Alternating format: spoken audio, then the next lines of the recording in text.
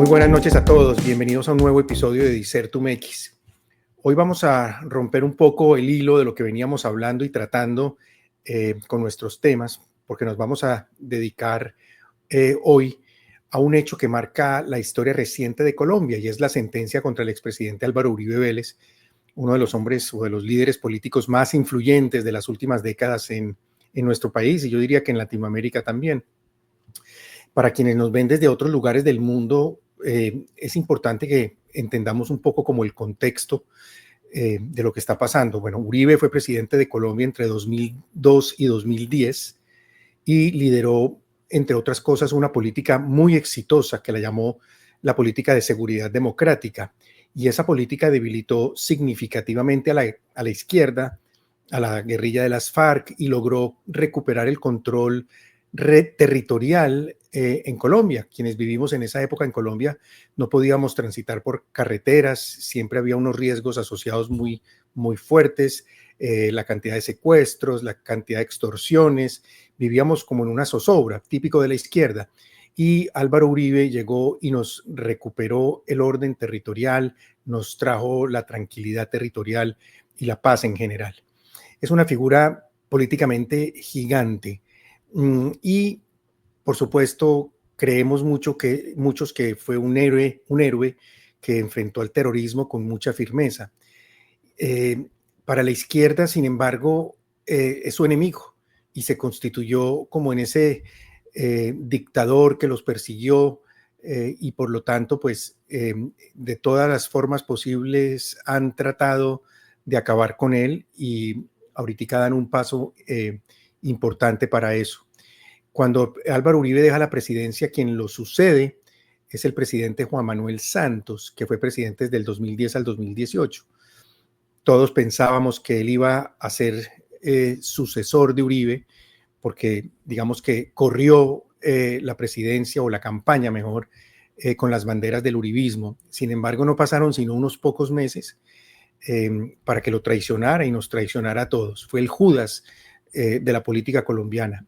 Y lo que hizo Juan Manuel Santos en su momento fue debilitar toda la política de seguridad democrática, y en nombre de una falsa paz, que terminó siendo al final una falsa paz, terminó otorgándole un espacio político a la izquierda en Colombia, que lo que hizo fue poco a poco infestar Colombia y sus instituciones de izquierda, muy al estilo del Foro de Sao Paulo que Rami nos contaba y nos explicaba en algún otro episodio.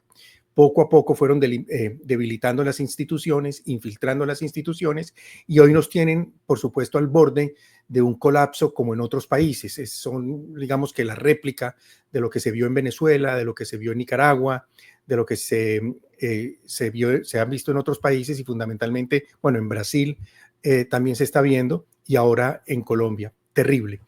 Y entonces nos enfrentamos hoy a una situación un poco de desespero, de frustración, muy complicada, y quisimos con Rami hacer un episodio especial, como una pausa en lo que veníamos diciendo, para hablar un poco de esto y ver qué camino tomamos.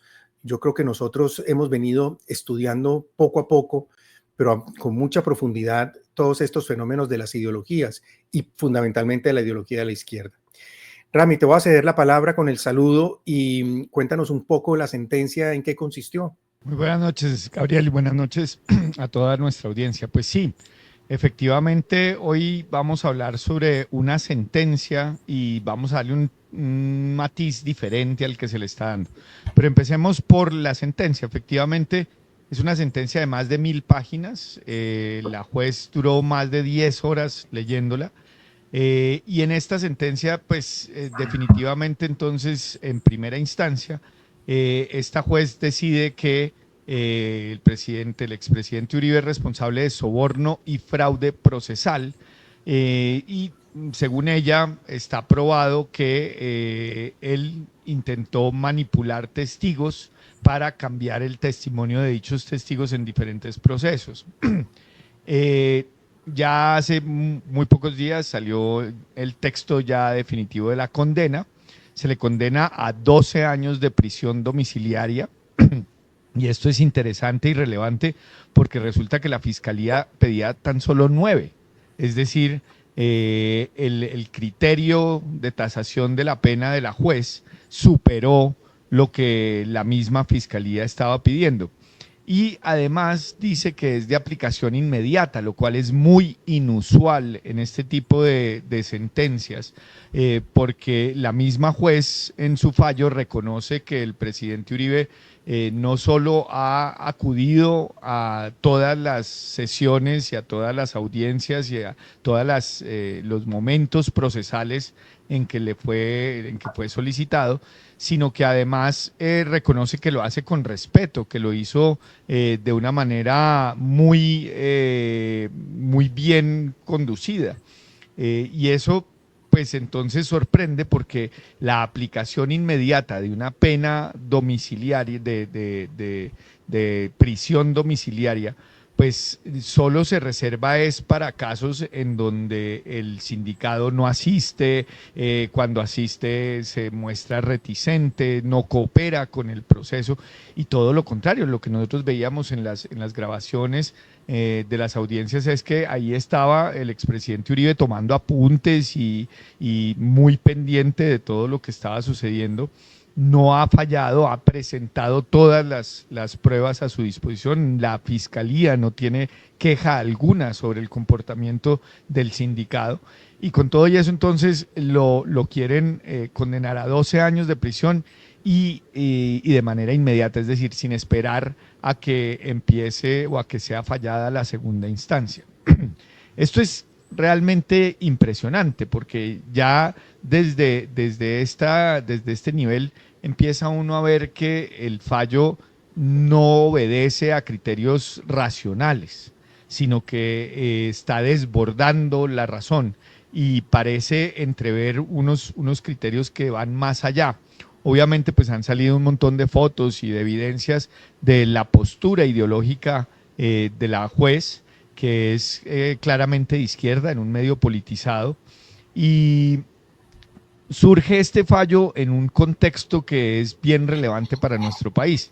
Estamos en mitad del gobierno de una izquierda totalmente ideologizada, totalmente arbitraria, totalitaria, que muestra a las claras que no tiene ningún respeto por el Estado de Derecho, ha promovido diferentes reformas y cuando no le han salido las ha aplicado por vía de decreto, a pesar de que esos decretos son inconstitucionales e ilegales.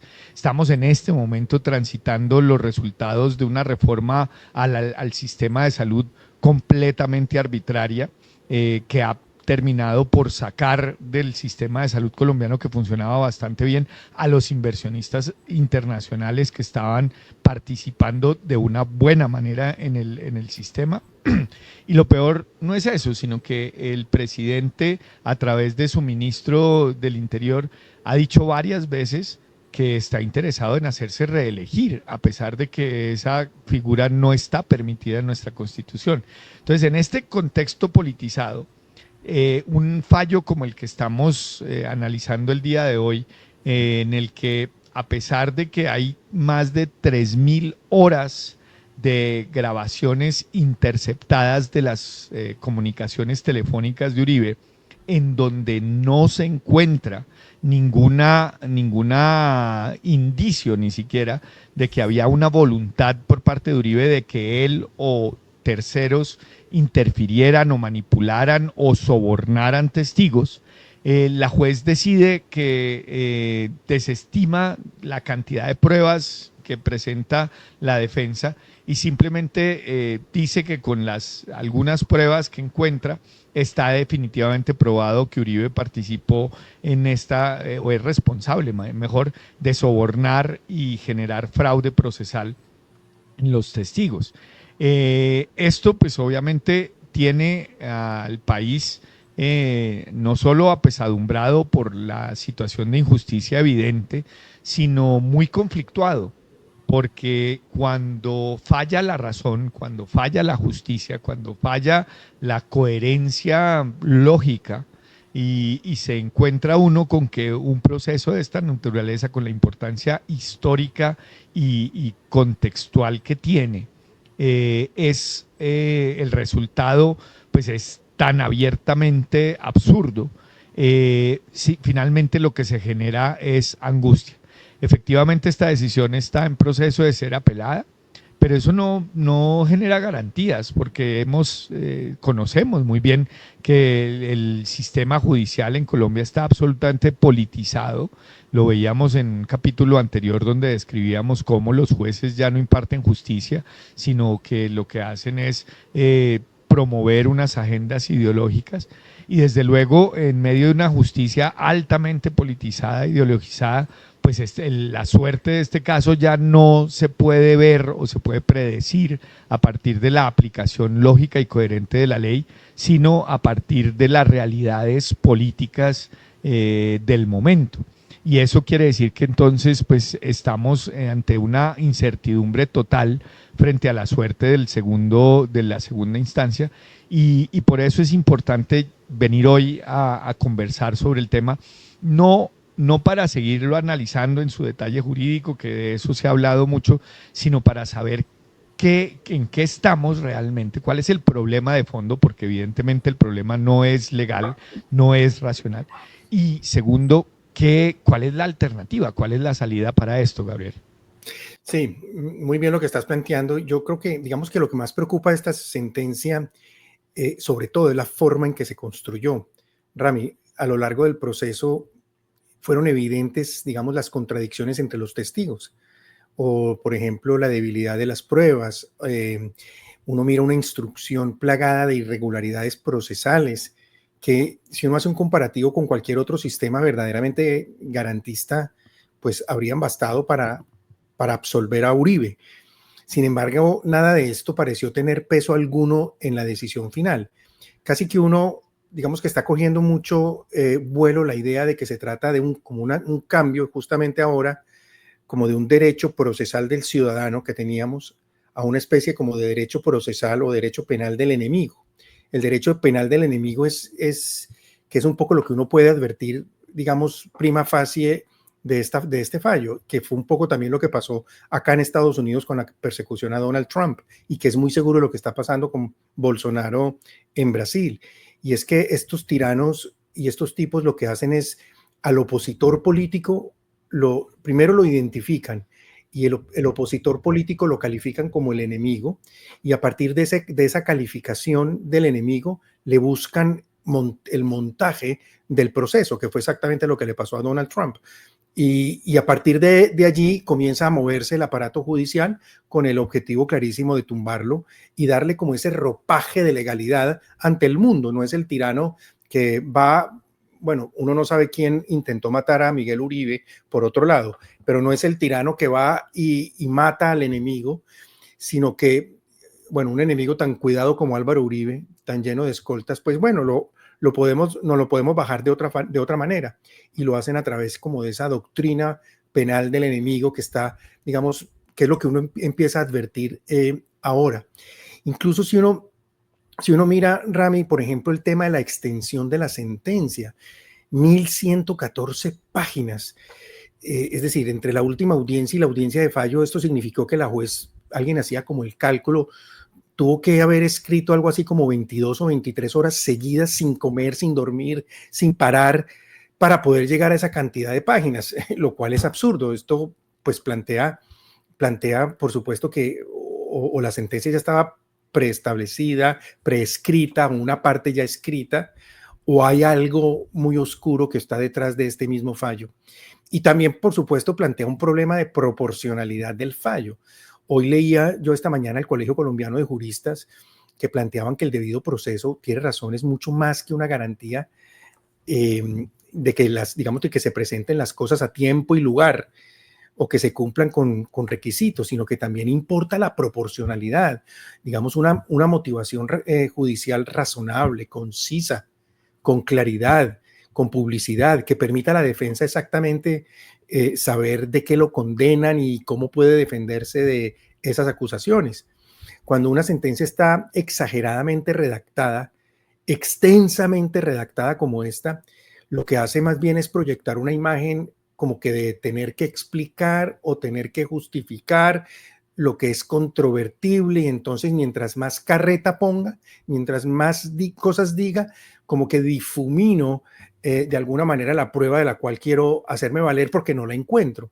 Yo, digamos, en mis estudios de doctorado que me dediqué al análisis de las sentencias de la Corte Constitucional, de esos fallos controversiales, yo advertía mucho ese mismo fenómeno, que sobre todo en esos fallos difíciles, el juez constitucional parecía que tenía que decir muchas cosas y al cabo del tiempo lo que podía haber quitado el 80% de lo que dice, que ni le aportaba absolutamente nada a la sentencia, y lo único que hacía era dar la impresión de que el tipo o los tipos o los jueces realmente no tenían la razón, sino que estaban tratando como de mostrarse con esa fachada de ropaje de racionalidad de un fallo. Entonces, mientras más extenso escribo, pues más doy la impresión de que soy un estudioso y de que estoy lanzando razones. En otras palabras, es como si la juez supiera o supo que no iba a convencer a nadie con una argumentación clara y concisa, y entonces por eso decidió extenderse exageradamente para confundir o para dejar las cosas en el aire. Por supuesto, habrá una segunda instancia y esperamos todos que este fallo pues vaya a revertirse. Digamos que uno objetivamente, y en esto coincidimos los juristas en el país, la inmensa mayoría de abogados que yo he consultado, todos apuntan a lo mismo, que cualquier juez con una mínima formación ética va y tendría que revertir ese fallo. Sin embargo, yo no estaría tan seguro, porque es que nosotros vivimos en una época, como tú lo mencionabas ahora al final en tu segmento, una época en la que la racionalidad y el análisis objetivo han sido desplazados como por la emoción política o por la ideología política, por una narrativa, y más en este esquema del enemigo político que en este caso pues constituiría Álvaro Uribe.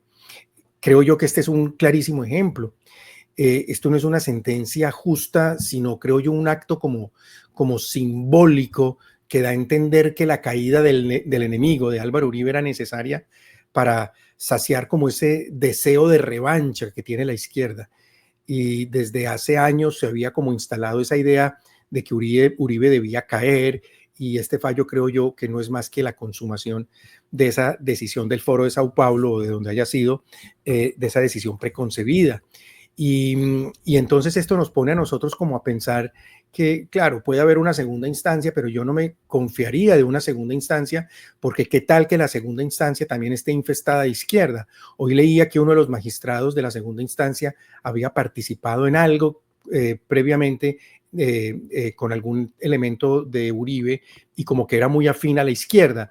Entonces dice uno, casi que el derecho se ha convertido, Rami, como dicen aquí en Estados Unidos, el realismo jurídico norteamericano, como un acto de profetizar, ¿no? El derecho, ¿qué es? Son las profecías acerca de lo que los jueces han de fallar o cómo han de fallar.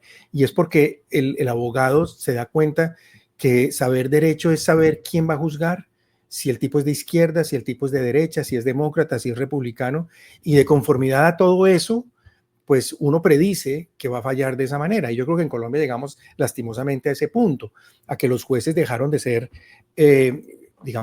perdieron esa majestad del oficio del jurista, a la que tú y yo nos enseñaron tanto, y pasaron a ser simplemente unos activistas políticos que, repito, cubren sus fallos con una fachada de argumentación que les dé la impresión de que actúan racionalmente, pero que finalmente no lo son. Hay de por medio una actuación claramente o decididamente activista, y este fallo a todas luces pues lo dice.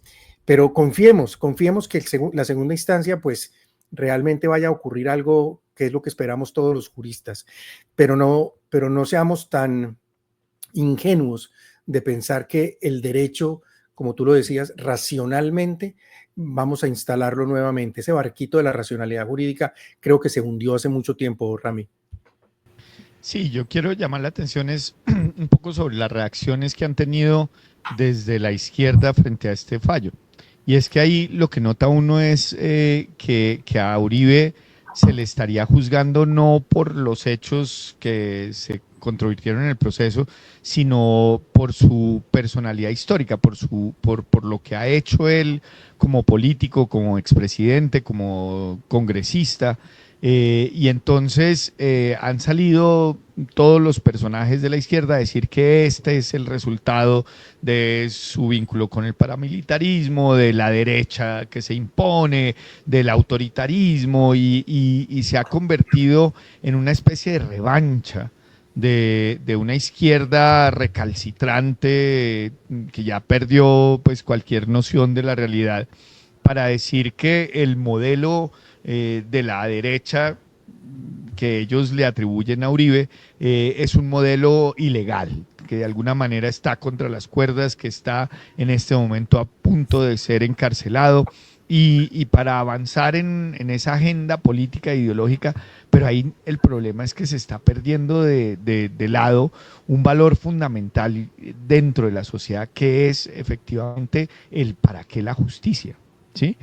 ¿Por qué acudimos nosotros a los jueces? ¿Por qué existe la rama judicial en este país? Y ahí es cuando empieza uno a asombrarse de que este fallo es importante no por todos los problemas que tú estabas anotando y que hemos venido de alguna manera esbozando, sino porque con esto se demuestra que la razón falló, que la razón fracasó, que ya ni la aplicación del derecho por parte de los jueces, que se suponen imparciales, es una esperanza para resolver conflictos adecuadamente y razonablemente en este país.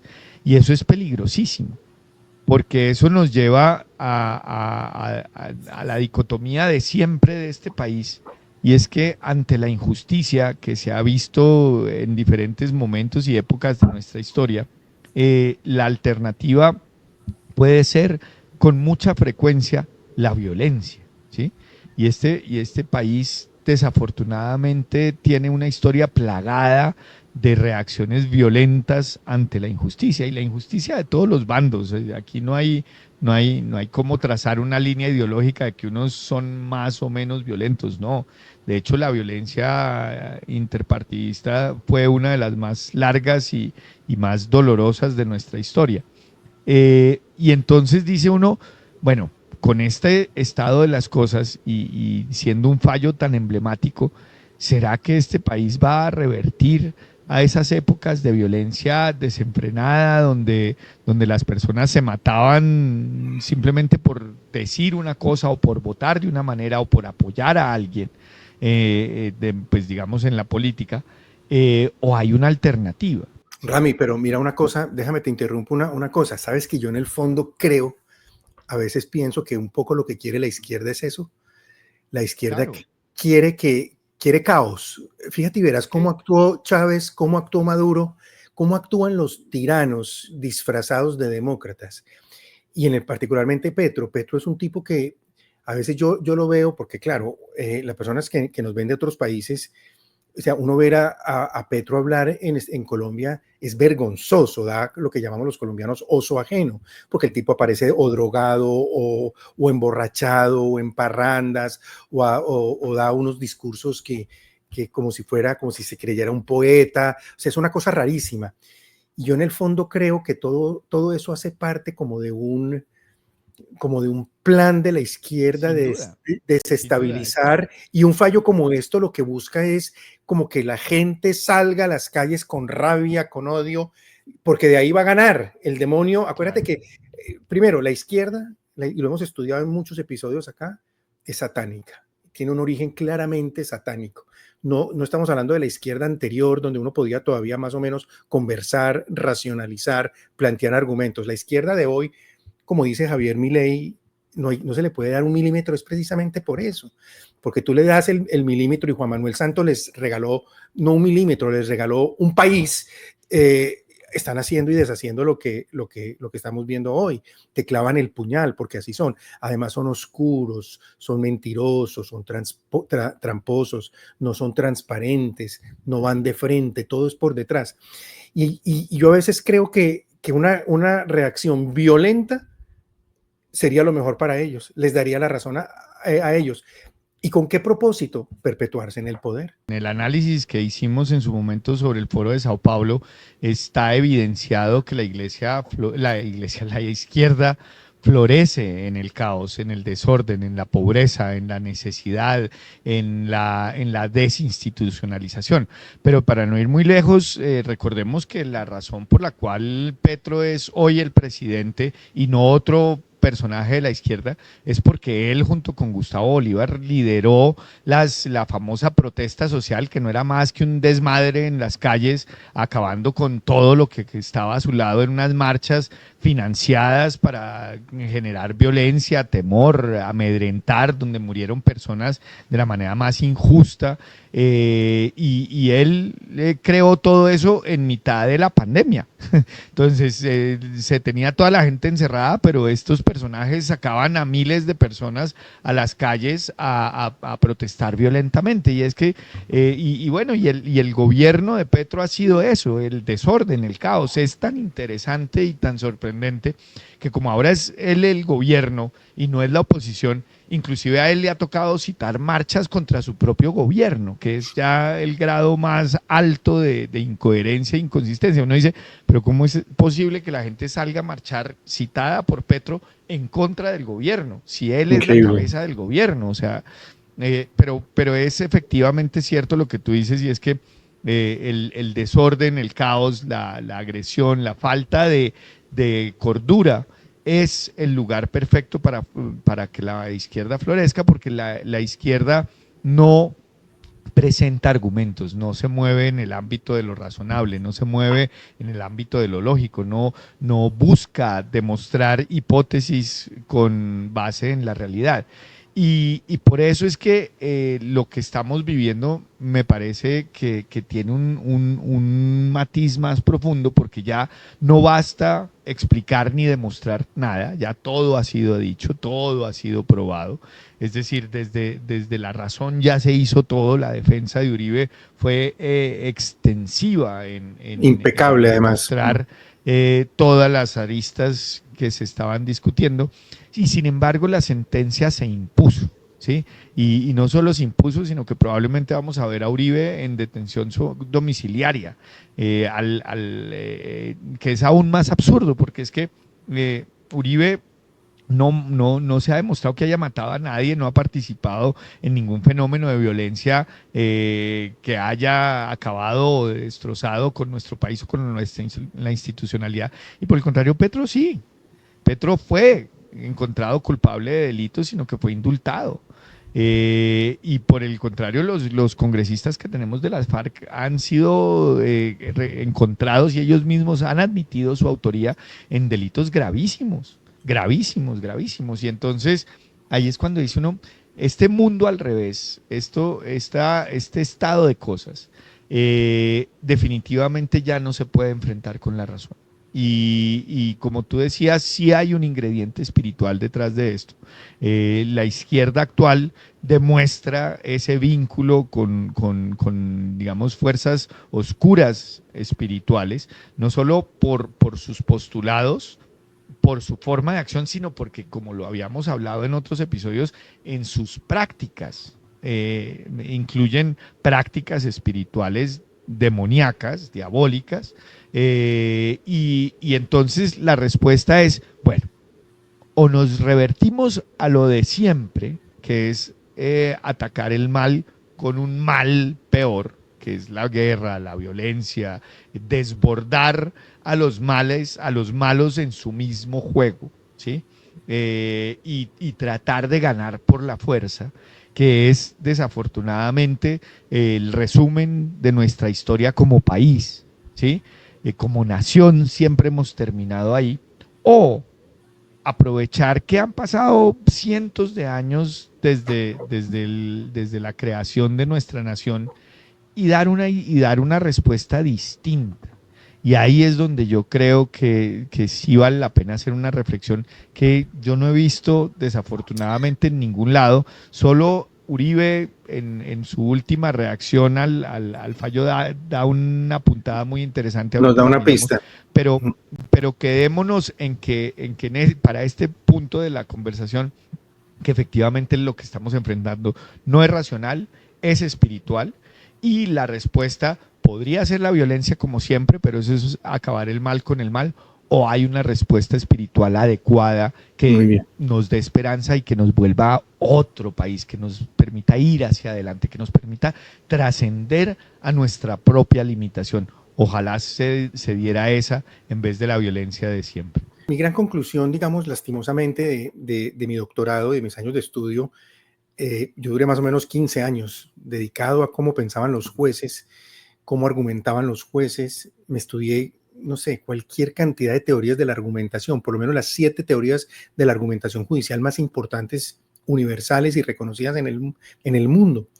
Y yo llegué a la conclusión que el problema realmente está mucho más allá y lo ve uno clarísimamente en sentencias de la Corte Constitucional que fallan en contra de una norma, constitucional o que se inventan en el momento de la redacción del fallo, se inventan una norma que nunca fue discutida en sala plena, como ocurrió en la sentencia C355 del 2006. No pasa nada, ahí sigue la sentencia vigente con una mentira. Es decir, un penalista cuando estudiábamos ese tema por ahí en el 2008, 2009, que analizó la sentencia, nos hablaba de como de 3 o 4 delitos que habían cometido los magistrados de la Corte Constitucional. Creo que uno de ellos fue denunciado ante la Comisión de Acusaciones de la Cámara, pero pues obviamente nunca va a pasar nada ahí. Pero digamos que la conclusión es que no vale la norma jurídica, no vale la argumentación, la teoría de la justificación, la saturación de los argumentos, el principio de contradicción o de no contradicción, la valoración de la prueba, de los testigos. Lo que verdaderamente, el verdadero defecto está, yo creo, Rami, es que está en el talante moral de los jueces. No está en las reglas procedimentales, está en tú lo dijiste ahora, ¿quién estamos poniendo como juez para que nos administre justicia? No es el derecho positivo vigente. Desde hace muchos años, digamos que desde hace muchos años o desde hace mucho tiempo, este problema dejó de ser un problema de racionalidad jurídica, un problema jurídico meramente para terminar siendo un mero juego de poder, de agendas, de politización, de ideologías, de fachadas, de argumentaciones de fachada, porque es que lo que hay ahí, uno ve en esa sentencia, es una argumentación de fachada. Y esto pasa porque los activistas, estos jueces activistas se han venido tomando las diferentes instancias judiciales desde hace muchísimo tiempo. Yo no sé, Rami, si estamos pagando algo como sociedad.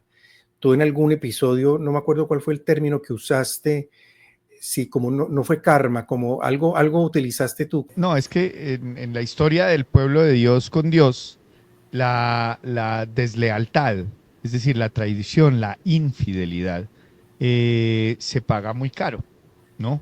Porque Dios no es que odie o genere males o no. Lo que pasa es que cuando el pueblo de Dios renuncia a Dios, pues impide por física lógica de cómo funciona el libre albedrío y la capacidad que tiene Dios para actuar a través de nosotros. Si un pueblo entero decide darle la espalda a Dios, eso hace que entonces Dios, que está allí como un padre amoroso, bondadoso, generosísimo, pues no le pueda dar nada a sus hijos. Y eso nos pasa a nosotros como papás todo el tiempo. Es verdaderamente impresionante cómo realmente la familia es una inspiración divina. Y es que cuántas veces no nos ha pasado que queremos darle de todo a nuestros hijos, que estamos ahí dispuestos a apoyarlos y ellos deciden que no, que simplemente no necesitan nuestra ayuda, que tienen ellos su camino que recorrer. En muchos casos vuelven años después y dicen, oiga, qué pena, la embarré, fracasé, no era por este lado, ahora sí ayúdame, ¿sí? Y eso es lo que le pasa a los pueblos también históricamente, es que eso no es, no, estamos hablando es de historia, no estamos hablando ni de espiritualidad, ni de teología, eso es historia, ¿sí? Y efectivamente el pueblo colombiano yo creo que Nos tenemos están a siendo purgando, creado la nos ley. están purgando, Rami. No sé. O Sí, sea, le no, están dando la espalda a Dios y eso implica que estamos a nuestra suerte, ¿sí? Y eso es complicadísimo, porque estar a la suerte uno de uno mismo o de un ser humano o de cualquier criatura limitada por naturaleza, pues es una bobada.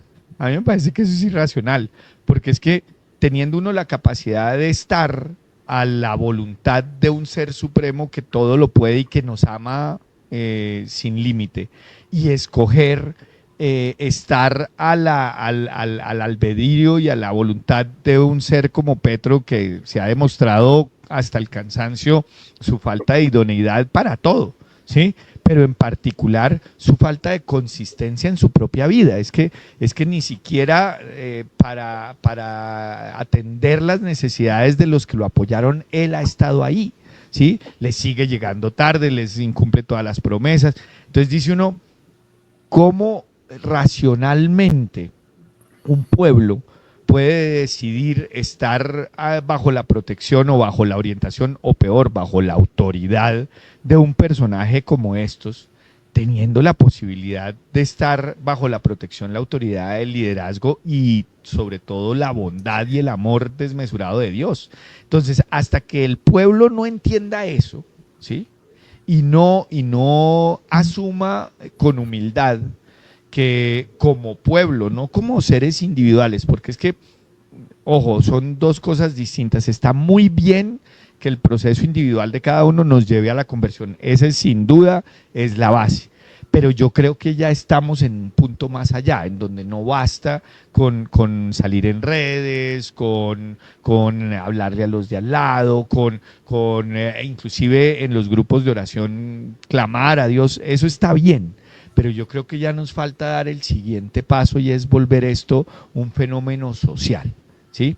Porque mientras sigamos dejando que Colombia sea orientada, sea manipulada, sea representada por una imagen sin Dios, por unas propuestas políticas que de alguna manera abstraen la parte espiritual que es la que nos sostiene, pues vamos a seguir en este proceso de purificación, porque es hasta que nos demos cuenta de que es que nosotros no podemos depender de criaturas, ¿sí? Y de que esta batalla, como lo hemos dicho antes, no es contra seres humanos. El problema no es Petro, el no es problema no Petro. es Claudia López, el problema no es Gustavo Bolívar, ese no es el problema. Ellos tienen sus propios problemas, ¿sí? Que los resolverán tarde o temprano.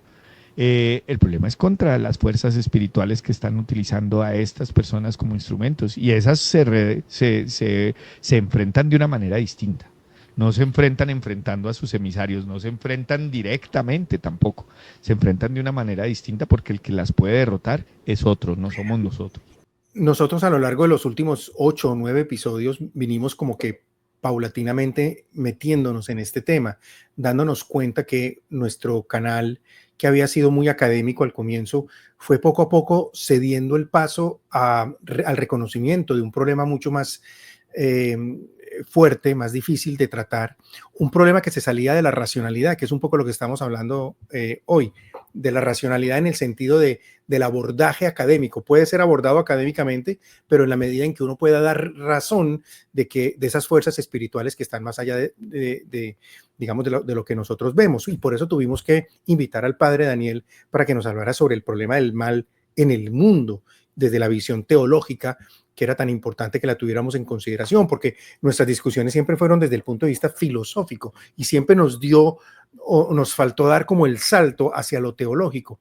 Y si tú miras, yo por ejemplo la semana pasada, a raíz de esto, algún profesor en Colombia muy querido, que yo aprecio mucho y que sabe mucho y que es brillantísimo, tuvimos ahí como medio una discusión y yo le decía, el problema no es de aplicar reglas de argumentación o segunda instancia, el problema es que Colombia tiene que volver a Dios, porque no solamente por esto que estamos viendo de Petro, es porque Colombia en términos generales y el mundo en términos generales le ha venido dando la espalda a Dios en muchos aspectos y en muchos sentidos, no solamente en el tema político, sino en el tema personal, en el tema familiar, en el tema del aborto, en tantos males que aquejan a las sociedades de hoy. Nos hemos olvidado de Dios. Y entonces él con cierta burla y me dice algo así como, O sea que ya te volviste, pasaste de ser filósofo a ser teólogo. Y le dije, no, lo que pasa es que para mí Dios no es una cita en un texto, no es un pie de página, no es un autor adicional al que yo trato al lado de Platón. Para mí Dios tiene un significado incluso académico que trasciende lo académico y me lleva a un plano existencial. Y el académico, y en esto me acuerdo mucho a Niemeyer, a mi profesor en la Universidad de Notre Dame. Niemeyer, con toda su experticia, tú sabes que Niemeyer trabajó para el gobierno de los Estados Unidos muchos años, y lo llamaron a trabajar porque era el tipo que más sabía quizás en el mundo del comunismo. Entonces, claro, en la época en que estaban los americanos en contra del comunismo, se lo llevaron a él para no tratar de que les dibujara completamente minuciosamente cuáles iban a ser los pasos siguientes que iban a dar la Unión Soviética en su momento. Y Niemeyer planteaba mucho eso, que el gran problema de fondo es que se reconduce siempre a un plano espiritual. ¿Por qué? Porque desde ahí es donde comienza la ideologización. Y aquí lo tratamos académicamente. O sea, yo le decía a este profesor, sería muy ridículo de nuestra parte o muy incongruente de nuestra parte plantear, como hicimos en el episodio 4, 5 y 6, que el core de las ideologías es la muerte de Dios, para venir nosotros ahora a desconocer que precisamente esa muerte de Dios es lo que nos ha llevado a lo que estamos viviendo hoy. Entonces eso nos plantea a nosotros, y ya que le hemos dado tantas vueltas, Rami, no es un tema de académico o de reglas procesales, no, ni siquiera es un tema que va a ser resuelto en una segunda instancia o incluso en el orden interamericano, en la Corte Interamericana, que muy probablemente tendrá que llegar allá. Cuando tenemos a jueces activistas que ni siquiera es que un buen juez tiene que ser bueno, pero también aparentar ser bueno. Esta señora ni siquiera aparentaba ser buena, se le notaba su odio, su animadversión con el defensor, con Álvaro Uribe. Es decir, cuando uno llega a estos extremos, uno dice, la salida tiene que ser otra. Además, porque ellos son los que están en el poder. Y por eso yo sí creo, Rami, que estamos tocando un tema que es muy consecuente con todo el canal, con todos nuestros episodios, y es que o nosotros nos volcamos como sociedad a la oración o esto se acaba. A pedir perdón o de aquí no hay salida. Y por eso aprovechamos, por ejemplo, esa campaña que está haciendo el padre Daniel Bustamante de rezar el rosario, del 1.000.000 de rosarios por Colombia. Tenemos que tomarnos en serio, y lo digo con el alma más académicamente pura, que yo siempre digo que yo soy el puro académico.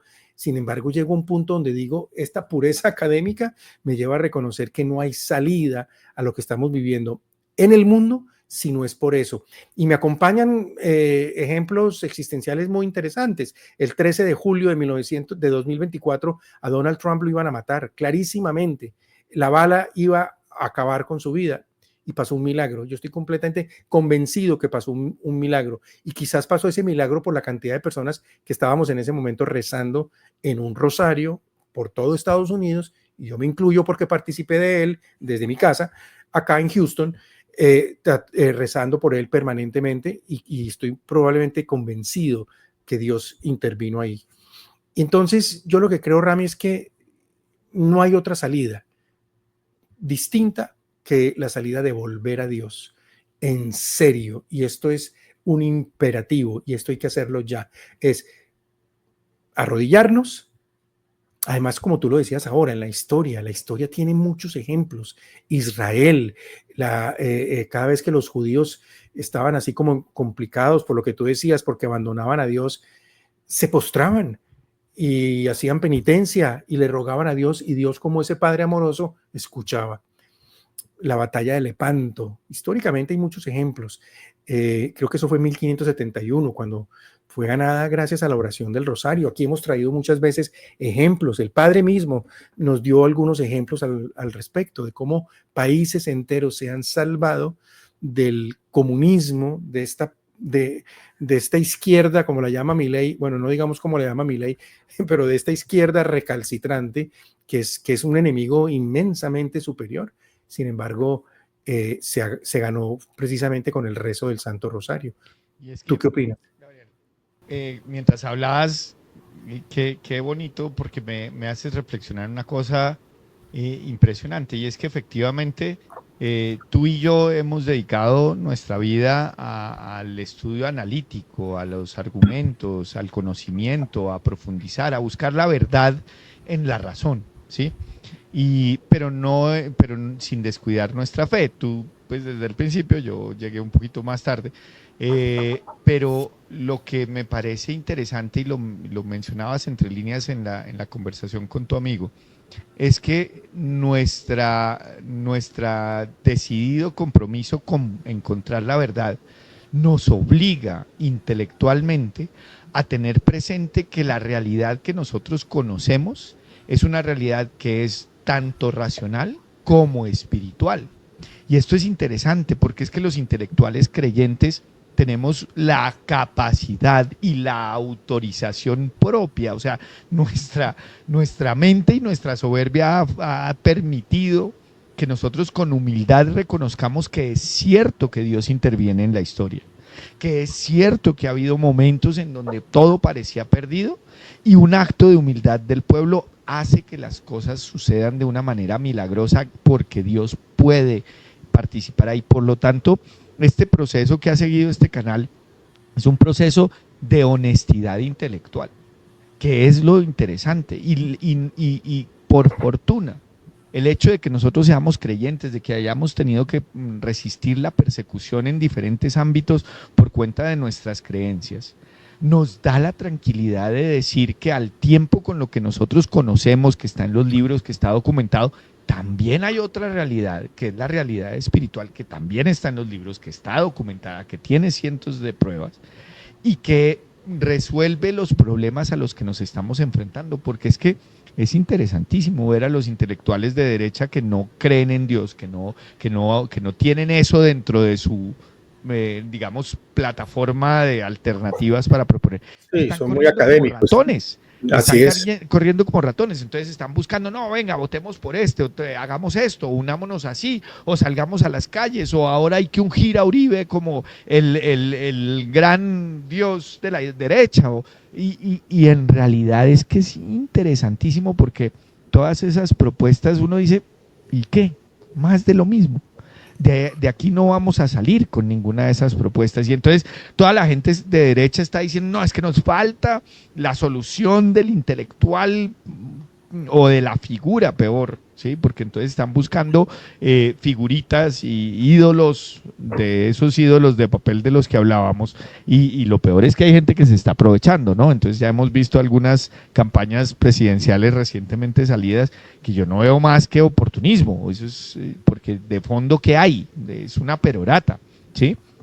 Pero ¿cuál es la propuesta distinta? No, es que yo voy a defender las ideas de Uribe, pero es que Uribe ya fue presidente y vea dónde estamos. ¿Sí? Esto no, o sea, al final la izquierda vuelve porque es que el problema no se resuelve en una confrontación entre derecha o izquierda, sino se ve más allá, y por eso es el valor de lo que estamos tratando de proponer en este capítulo, y es que el fallo contra Uribe es tal vez la cereza del pastel de todo lo que venimos discutiendo desde el principio de nuestro podcast. Y es que estamos en un momento en donde si no vemos más allá de lo que siempre hemos visto en las últimas décadas, porque no es que así haya sido Colombia siempre, al contrario, Colombia es el país del Sagrado Corazón porque Colombia desde el principio se consagró espiritualmente a Dios, porque desde el principio nuestras abuelas rezaban por la familia, por cada uno de sus miembros, por los problemas que tenían, por las vicisitudes de la familia, y gracias a esas oraciones Dios intervenía favorablemente. Todos en algún momento nos creímos el cuento de que es que éramos muy de buenas, o peor, que como habíamos estudiado en no sé dónde o habíamos tenido las oportunidades de si sé cuándo, entonces nos merecíamos eso, pero eso no es cierto.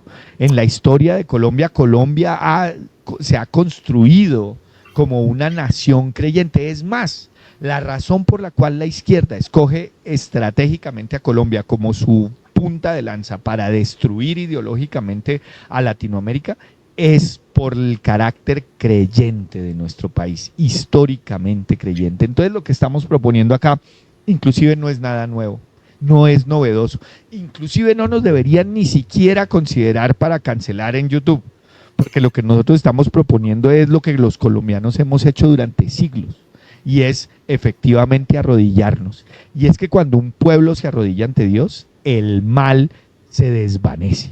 Y eso Claro. lo ha verificado la historia una y otra vez. Austria.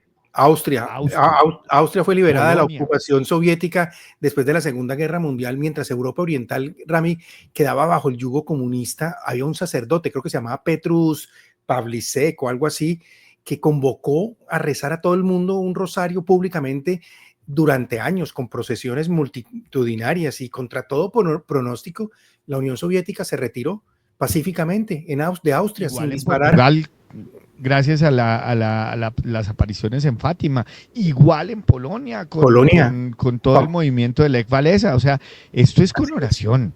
Y no nos digamos mentiras y no sigamos señalando como locos a los que están diciendo que nos unamos. No, al contrario, parémosle bolas. Y parémosle bolas con la racionalidad de quien dijo que es que la estupidez es pensar que uno va a obtener resultados distintos haciendo siempre lo mismo.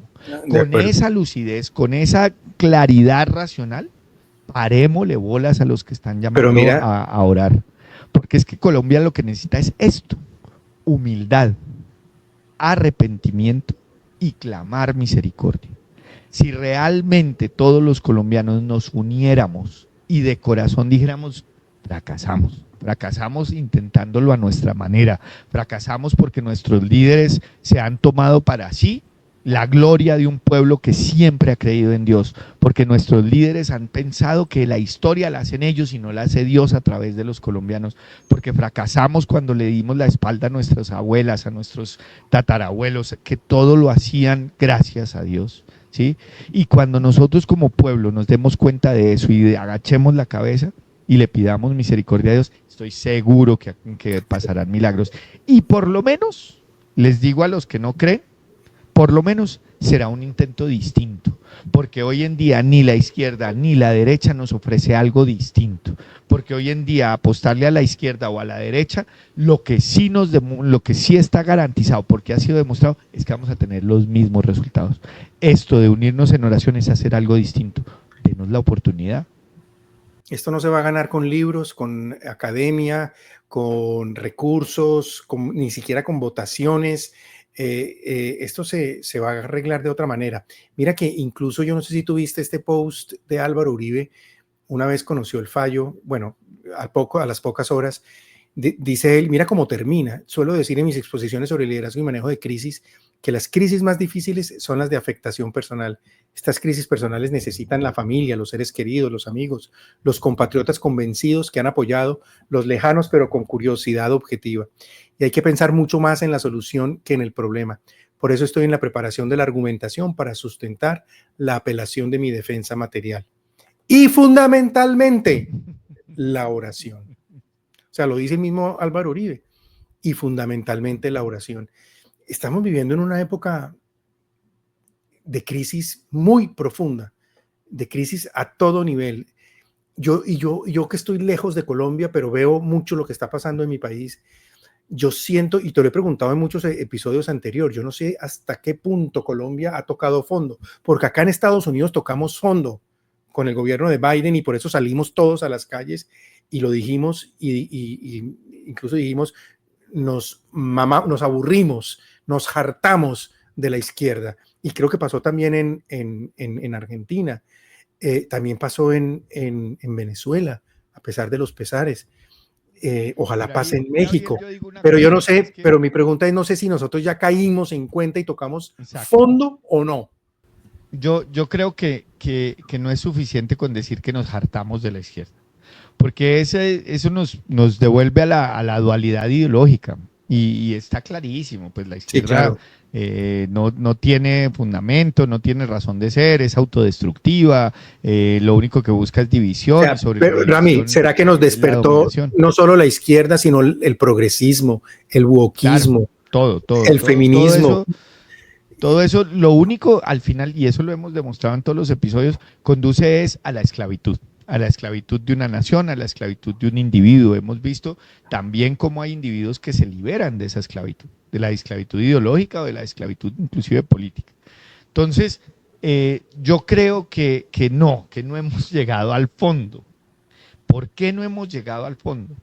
Porque en las discusiones políticas en las que yo participo, todavía es incipiente la propuesta espiritual, ¿sí? Como que la propuesta espiritual se está oyendo con insistencia, ¿sí? Por ejemplo, el tuit de Uribe me parece espectacular, porque después de que dice, estamos en un momento difícil, necesito la compañía de todos, me estoy sentando aquí a preparar mis argumentos finales para defender mi libertad, pero dice, y fundamentalmente la oración.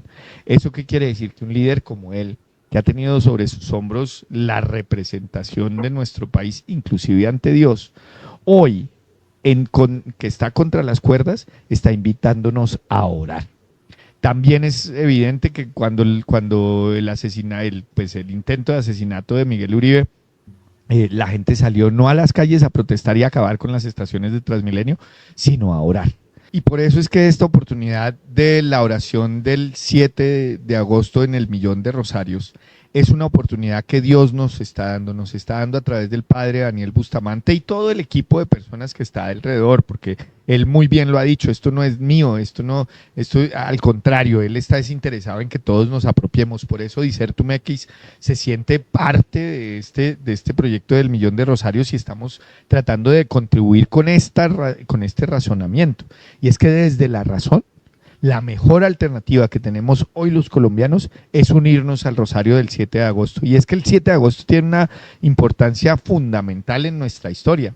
Es la conmemoración de la batalla de Boyacá, por la cual Colombia, la nación colombiana, logró la liberación del Estado opresor que en ese momento nos estaba dominando, que era España. Pues bueno, esta es otra liberación y este es otro clamor de libertad, pero al que realmente libera. No a una persona, no a un líder, no a un político, no a un grupo, no a una idea. No. Vamos a pedirle al que realmente nos libera que por favor no tenga misericordia de nosotros, que tome con agrado que nosotros hemos pecado, pero que además actúe y que nos disponemos a ser instrumentos de Él y que de ahí en adelante todo lo que Él quiera de nosotros, nosotros lo haremos, porque encontramos que ya para que este país tenga futuro, para que las nuevas generaciones tengan algo que hacer, para que la nación colombiana, lo que han construido los antepasados, tenga futuro y esperanza, necesitamos que Dios intervenga y por eso es tan importante esto. Muy bien. Bueno, vamos terminando. Yo creo que ya, digamos que la batalla hoy es distinta. No necesitamos fusiles, lo que necesitamos es oración. No necesitamos tanto argumentación, tanta palabrería.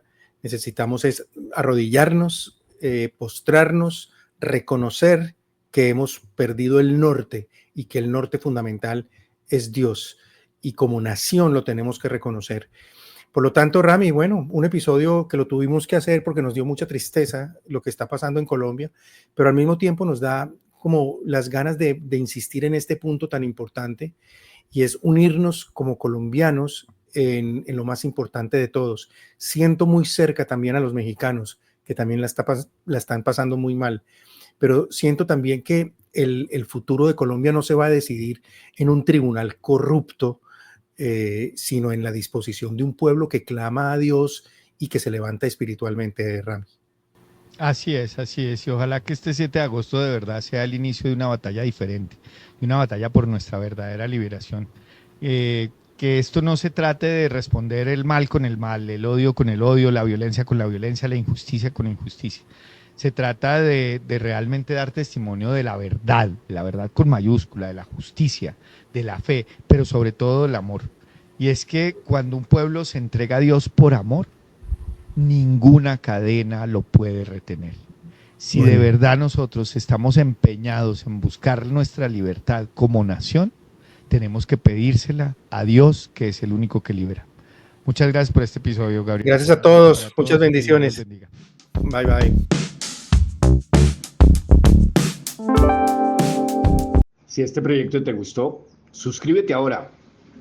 Hazlo ya. Por favor. Es gratis. Nos queremos pensionar.